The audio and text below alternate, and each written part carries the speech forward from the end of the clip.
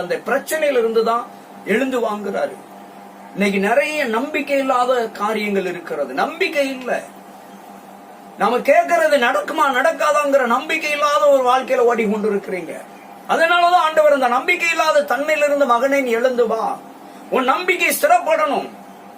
நீ இன்னும் அவிவிசுவாசத்துல கிடக்க, விசுவாசத்துல இன்னும் நீ எழுந்திருக்க முடியல. அதைத்தான் சொல்றாரு, எழுந்து வா, விசுவாசத்துக்குள்ள எழும்பி நில்லு. அதான் சொன்னார், ஏசாயா சொல்லுகிற பொழுது சொன்னார், எழும்பி பிரகாசி, உன் ஒளி வந்தது, எழும்பி பிரகாசினாரு. எழுந்து வர வேண்டும், இருளில் இருந்து எழுந்து வரணும். முடங்கி கிடக்குறீங்க, கட்டப்பட்ட ஒரு சூழலில கிடக்குறீங்க, கட்டுகளில் இருந்து எழுந்து வாங்குறாரு.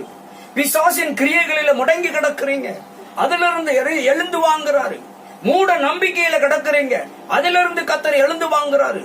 அவன் நம்பிக்கையில கிடக்குறீங்க, நீண்ட காலமாக வருத்தத்துல கிடக்குறீங்க, வருத்தத்திலிருந்து எழுந்து வாங்குறாரு.